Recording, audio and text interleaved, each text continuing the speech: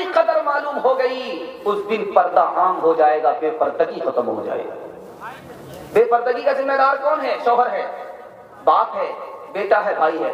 بہن کو، ماں کو، بیٹی کو، بیوی کو بے پردگی کے ساتھ دیکھتا ہے، غصہ نہیں آتا، یہ باپ ذمہ دار ہے، بیٹا ذمہ دار ہے، بھائی ذمہ دار ہے، شوہر ذمہ دار ہے۔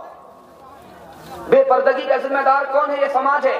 سماج کی بیٹی بے پردگی کے ساتھ سڑک پر آتی ہے، یہ سماج اندھا بن جاتا ہے، آنکھ ہونے کے باوجود بھی اندھا ہے، زبان ہونے کے باوجود بھی کچھ نہیں بولتا، گونگا ہے، اور ہاتھ ہونے کے باوجود بھی برائی کو روکتا نہیں ہے، یہ سماج ذمہ دار ہے۔ چوتھا ذمہ دار کون ہے؟ یہ حکومت ہے۔ جب لڑکی کے ساتھ ریپ ہوتا ہے، اس کا قتل ہوتا، تب یہ قانون بناتی ہے، اور جب لڑکی بے پردگی کے ساتھ، فیشن کے ساتھ یہ پیٹرول بن کر کے آگ کے پاس جا رہی ہے تو اس کے لیے کوئی قانون نہیں ہے۔ عورت ہے وہ عورت جسے دنیا کی شرم ہے، دنیا کی شرم ہے، سنسار میں بس لاج ہی ناری کا دھرم ہے، ناری کا دھرم ہے، زندہ ہے جو عزت سے،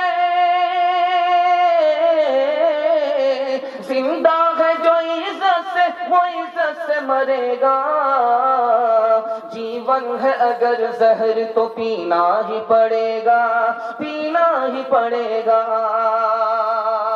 بہت دھیان دیجیے گا، اس نمونے کو ختم کر رہا ہوں۔ عورت کا اصلی زیور کیا ہے اور زیور پہننے پر دھمکی کیوں ہے؟ عورت نے سونے کا زیور پہنا اور سڑک پر آ گئی، عورت کو 3 طرح کی دھمکی دی گئی ہے۔ یہ وہ عورت ہے جو اپنے شوہر کو نہیں، دنیا کو دکھاتی ہے۔ اللہ کے رسول نے جہنم کی دھمکی دی ہے۔ عورت زیور پہنتی ہے، زکات نہیں ادا کرتی، اللہ کے رسول نے جہنم کی دھمکی دی ہے۔ عورت زیور پہنتی ہے اور سر اونچا کرتی ہے، تکبر سے اللہ کے رسول نے دھمکی دی ہے۔ عورت کا اصلی زیور سونا چاندی نہیں ہے، اس کی حیا ہے۔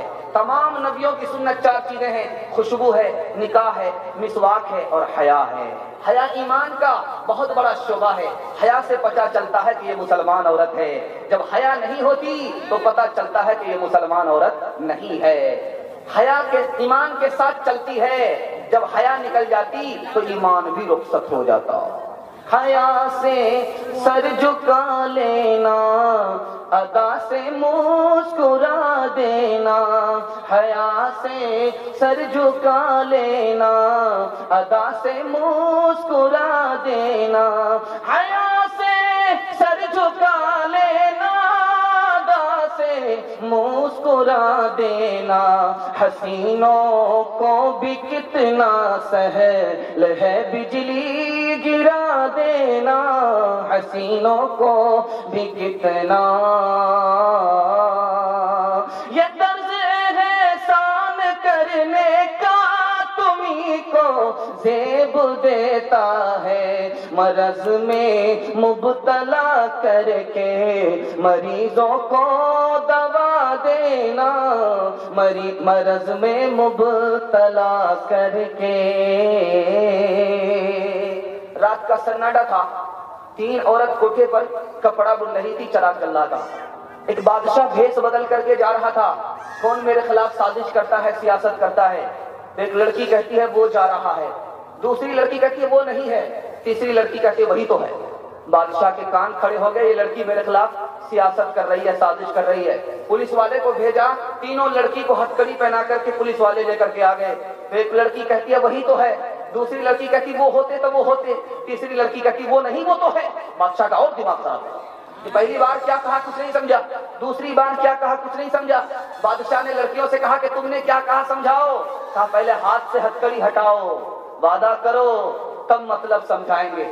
بادشاہ نے وعدہ کر لیا، ہتھکڑی ہٹا دیا۔ تو لڑکیوں نے کہا کہ جس وقت پہلی لڑکی نے کہا وہ جا رہا ہے، وہ نہیں ہے وہ تو ہے، اس کا مطلب آپ سے نہیں تھا، چراغ کے اجالے سے تھا، اجالا جا رہا تھا۔ تو لڑکی نے کہا وہ جا رہا ہے یعنی اجالا جا رہا ہے۔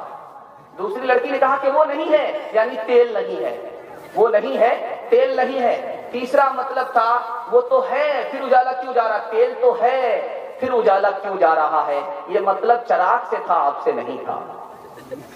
دوسری بار کیا کہا سمجھاؤ۔